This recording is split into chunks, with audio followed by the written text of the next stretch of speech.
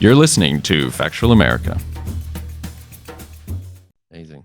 I mean, how many people died? Depending on how you count it, 5 or 6 directly from the rides. There are numerous other deaths that just sort of happened as a result of, millions of people flooding into an area and sort of the accidents that occur. But I don't think the death count really captures the danger. The real I was going to danger, ask how many were seriously injured. Yeah. That's the thing. It's literally impossible to tell because they just did not report injuries unless somebody was leaving in an ambulance. They did almost everything they could to minimize and cover up those numbers. But what we do know is that the Alpine slide alone, this is just one ride, on any given busy weekend day would injure hundreds of people per day, every single day. So this isn't like every once in a while somebody's getting injured or killed. Every single day, hundreds and hundreds of people are getting injured to the point where there's a really high percentage. And if you go to Action Park, you're going to walk away with a cut, a bruise, a scrape, an injury, a scar. Yeah. And Chris, I mean, for some of our listeners, most of our listeners actually are in the U.S., but maybe explain what the sort of the pun or what we're alluding to when we say class action. So many people were injured at the park, and there were so many, in reference to other amusement parks, the deaths there seemed a lot. That the tongue-in-cheek was that this was a place that invited lawsuits. Yeah.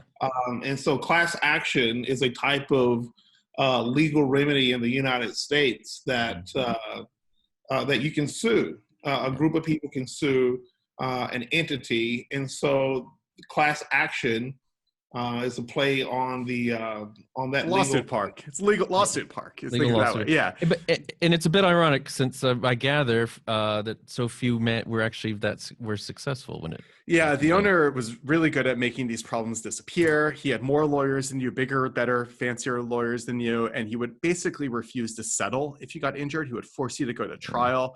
That's very expensive, and lawyers knew this guy won't settle, and many lawyers would refuse to take the case. Now, if you managed to take him to trial and win after this long, dragged-out thing where he would depose 100 different people just to make the thing be as long and expensive as he could. If you managed to win, he would just simply refuse to pay unless you literally sent the U.S. Marshals to his door to collect the money. Yeah. And that happened on more than one occasion. We spoke to a former park manager whose job it was often to basically walk the marshals to the U.S. Marshals to the ticket booth, collect a bunch of cash and hand it over to them. A lawyer reached out to us after the movie came out who had a client who had to use the U.S. Marshals to collect his payout. And he told me this funny story about how the marshals basically went from ticket booth to ticket booth, filling up a U.S. Marshals duffel bag full of cash. But when it was time to hand it over, the marshals couldn't hand it over because that duffel bag was U.S. Marshals property, and they weren't allowed to hand it over. So this lawyer had to basically run around until he found a duffel bag at another store, stuff all this cash to it, and then drive it himself to the bank, hoping he made it before it closed.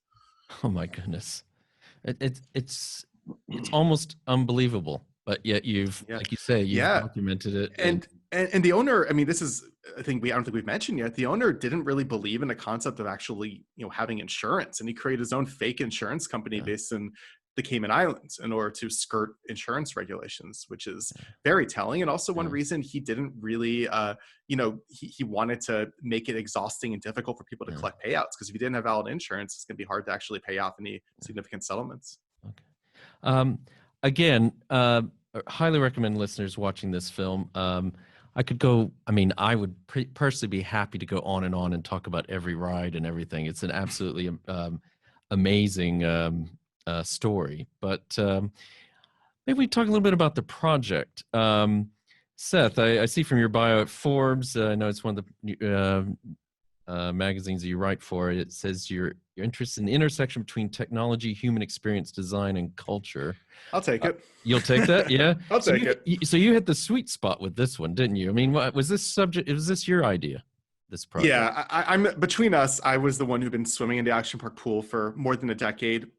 Researching the topic, and Chris is the outsider who's able to bring kind of a fresh perspective to it. I went to Action Park as a kid. I had these memories. Okay. I had these experiences and these memories that I had a really hard time squaring with my adult version of what reality was. That's amazing.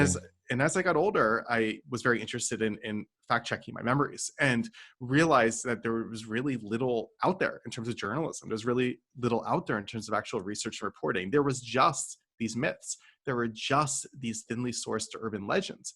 And what we found, of course, was they were pretty much all true. And then some. That was just the tip of the iceberg. Because when it comes to Action Park, there's no reason to make anything up because you just spend one day there, you'll walk away with stories for a lifetime.